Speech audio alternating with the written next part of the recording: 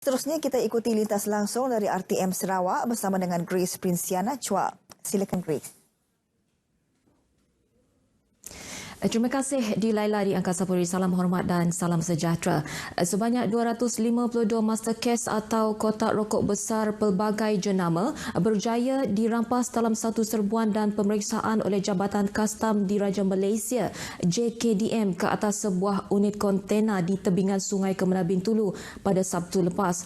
Menurut Pengarah Kastam Negeri Sarawak, Datuk Sharifah Halimah Tuanku Taha, nilai rampasan rokok tersebut dianggarkan berjumlah lebih RM229,000.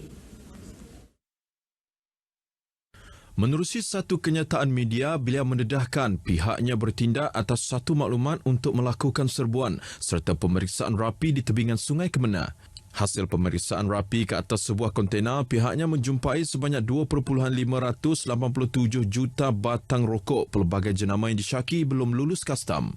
Jelasnya rokok-rokok tersebut dipercayai dibawa masuk melalui Sungai Kemena yang berhampiran kilang-kilang dan sebuah kontena dipercayai digunakan sebagai tempat penyimpanan barang tersebut. Tambahnya lagi, rokok-rokok tersebut dipercayai dibawa masuk dari luar negara dan dipercayai untuk edaran dan untuk pasaran tempatan, terutama untuk ribuan pekerja-pekerja asing di kawasan perindustrian Kemena. Kes kini disiasat di bawah Seksyen 135-1 di Akta Kastam 1967. Sementara itu, seorang pemandu dan seorang kelindan lori dengan muatan 30 kotak atau lebih 1 tan mercun ditahan Jabatan Kastam Diraja Malaysia JKDM di Jalan Kuching, Sri Aman semalam. Menerusi siaran media, Datuk Sharifah Halimah Tuanku Taha berkata lori yang datang dari Bandar Sibu di Jalan Kuching, Sri Aman ditemui cuba menyembunyikan barangan tidak sah tersebut di bawah kotak berisi makanan dan tong-tong minyak hitam kenderaan. Pemeriksaan lanjut ke atas kotak-kotak berkenaan telah menemui 30 kotak dengan 720 karton mercun dan bunga apis seberat 1,116 kilogram pelbagai jenama dengan jumlah anggaran nilai barang rampasan tersebut adalah sebanyak RM34,980 serta jumlah anggaran amaun cukai kastam yang terlibat sebanyak RM22,737.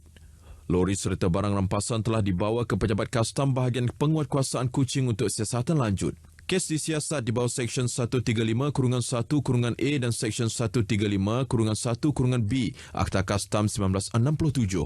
JKDM menyeru kepada orang awam untuk memberi kerjasama dengan menyalurkan maklumat berkaitan sebarang aktiviti penyeludupan barang larangan seperti rokok, minuman keras, mercun dan dadah dengan menghubungi talian bebas tol kastam melalui laman sesawang aduan awam atau mana-mana pejabat kastam yang berhampiran di semua negeri.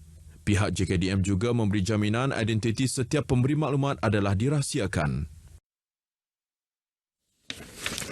Sebuah asrama lelaki di Sekolah Menengah Kebangsaan SMK Mukah dilaporkan terbakar semalam, namun tiada sebarang kemalangan jiwa dilaporkan berlaku. Menurut pemangku Ketua Zon 4 Jabatan Bomba dan Penyelamat Sarawak Wan Kamarudin Wan Ahmad berkata, kebakaran dilaporkan berlaku pukul 2.09 petang di tingkat atas blok asrama lelaki setinggi 3 tingkat. Katanya 6 orang anggota bomba bersama sebuah jentera dan sebuah lori tangki sudah berada di lokasi kejadian. Dalam kebakaran itu, kesemua 168 pelajar lelaki berjaya menyelamatkan diri dalam kejadian tersebut. Kebakaran berjaya dikawal pada pukul 3.04 petang dan ia menjejaskan bahagian siling 4 buah bilik di tingkat atas bangunan asrama. Kebakaran juga menjejaskan kira-kira 20% dari keseluruhan blok asrama. Operasi pemadaman tamat sepenuhnya pada pukul 3.15 petang setelah sisa-sisa api selesai dipadamkan. Kekerapan hujan terutamanya pada waktu petang dan awal malam beberapa minggu kebelakangan ini ditambah dengan hujan lebat beserta ribut petir dan angin kencang. Pengarah Jabatan Meteorologi Sarawak, Ambun Dindang berkata, keadaan ini berlaku sepanjang tempoh peralihan monsun yang dijangka berterusan sehingga ke awal November depan. Menurut Ambun, peralihan monsun tersebut menyebabkan banjir kilat dan kerosakan pada struktur yang tidak kukuh. So selepas daripada monsun peralihan yang dijangkakan akan bermula pada monsun timur laut ialah bulan November nanti. Di awal November dijangka mula monsun timur laut. dialami oleh negara. Tetapi monsun timur laut untuk Sarawak ni kita lebih menumpukan monsun yang berlaku pada bulan Januari dan Februari tahun hadapan. Kerana monsun ni akan bermula daripada utara semenanjung Malaysia, itu Kelantan, Terengganu, sebelum pergi ke selatan pada bulan Disember, dan Januari Februari akan di Sarawak lah. Bercakap kepada pemberita RTM, Ambun berkata, berdasarkan analisa Jabatan Meteorologi, pada Januari tahun hadapan, bahagian barat Sarawak dijangka akan menerima jumlah hujan melebihi paras purata iaitu antara 800 mm hingga 900 mm bagi kawasan Kuching, Serian, Semarahan dan Sri Aman. Manakala Sarike, Betong dan Sibu dijangka menerima hujan melebihi paras purata antara 400 mm hingga 600 mm. Sebab itu kita tekankan bulan Januari dalam setiap mesyuarat kita, bahagian-bahagian ini harus bersedia. Okay? So untuk yang lain-lain bahagian kita jangka dalam paras purata. Tetapi kena ingat, walaupun paras purata, bila paras purata pun banjir, memang dia akan banjir lah. So itu kena ingat. Tambah beliau, apabila sungai dipenuhi air dan tanah tidak lagi boleh menyerap air, limpahan air tersebut akan memenuhi kawasan rendah sehingga mengakibatkan banjir. Masih lagi perkembangan berkaitan bagi menghadapi peralihan monsun timur laut yang dijangka bermula November hingga Mac tahun hadapan. Jawatankuasa Pengurusan Bencana Negeri JPBN Sarawak telah melakukan segala persiapan. Jurucakap Sekretariat JPBN Negeri, Major Ismail Mahidin memaklumkan sebanyak 7 agensi dengan kekuatan 14,970 pegawai dan anggota akan ditugaskan sepanjang tempoh tersebut. Menurut Major Ismail, selain kekuatan anggota, persiapan yang dibuat termasuklah dari segi logistik dan pusat pemindahan serta bekalan makanan. Jelasnya, sebanyak 3 buah helikopter, 5 drone, 211 lori, 491 pacuan 4 roda, 111 ambulans dan 291 bot sedia untuk digerakkan semasa berlaku bencana banjir. Secara keseluruhannya, Jawatankuasa Pengurusan Bencana Negeri Sarawak telah bersedia dan mesyuarat telah pun diadakan pada 9 Oktober yang lepas bagi menghadapi monsun timur laut dengan menyediakan seramai 14,970 orang pegawai dan anggota yang terdiri daripada Angkatan Pertahanan Awam Malaysia, Polis Diraja Malaysia, Angkatan Tentera Malaysia, Jabatan Sukarelawan, Jabatan Bomba dan Penyelamat, Jabatan Kesihatan dan Jabatan Kebajikan Masyarakat. Bercakap kepada pemberita RTM ketika ditemui di Kuching, Major Ismail berkata JPBN menyediakan seramai 30 pegawai dan 300 anggota untuk digerakkan 4 jam pertama semasa bencana dan digandakan dalam tempoh 24 jam seterusnya. JPBN turut menjalin kerjasama dengan beberapa buah badan bukan kerajaan serta institusi pengajian tinggi tempatan seperti Unimas, Politeknik serta Kolej Komuniti dalam membantu penduduk yang terjejas banjir.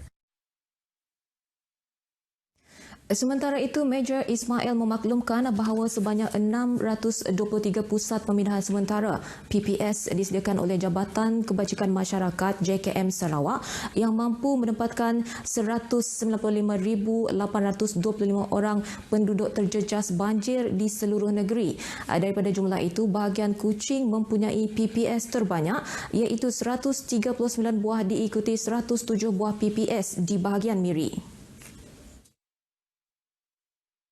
Menurut Major Ismail, sebanyak 409 buah Dewan Masyarakat, Balai Raya dan Pusat Komuniti akan dijadikan sebagai PPS selain 212 buah sekolah di seluruh negeri. JKM juga menyediakan 16 pangkalan hadapan iaitu 2 di Kuching, 4 di Kapit, 3 di Bintulu dan 7 di Miri dalam usaha menyediakan keperluan makanan kepada penduduk terjejas banjir. Manakala bagi stor dan depot terdapat 3 kawasan iaitu Ibu Pejabat JKM Kuching, Semarahan dan Miri dengan sebanyak 159 pembekal di seluruh negeri Sarawak. Major Ismail juga berkata JKM mempunyai kekuatan seramai 453 orang kaki tangan dan 12 orang kaunselor selain dibantu oleh seramai 489 sukarelawan JKM bersedia digerakkan untuk menghadapi sebarang kemungkinan banjir dan membantu penduduk terjejas banjir. Mengenai logistik pula, JKM mempunyai 52 buah pacuan 4 roda dan sebuah bot bagi persediaan berlaku banjir. Telekom Malaysia Berhad TM Sarawak akan menganjurkan larian malam komuniti digital 2.0 2019 pada 30 November hadapan.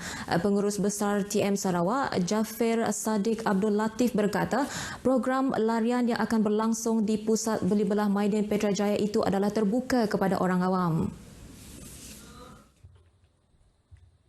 Menurut Jafar, larian itu terbahagi kepada dua kategori iaitu larian 5 dan 10 km yang menawarkan hadiah wang berjumlah RM3,000.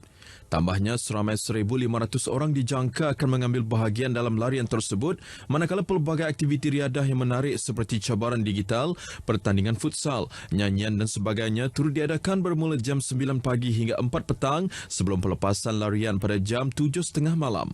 Sehubungan itu, Jafar Sadiq turut memberitahu TM Sarawak kini mempunyai lebih 100,000 orang pelanggan di Sarawak dan pihaknya kini sedang memberi fokus terhadap meluaskan liputan perkhidmatan mereka di kawasan luar bandar. Beliau berkata demikian dalam satu sidang media di Hub TM Sarawak Petrajaya. Setakat ini dahulu berita dari Sarawak untuk M7 pagi ini. Untuk berita seterusnya kembali bersama di Laila di Angkasa Puri. Silakan. Baik, terima kasih Grace.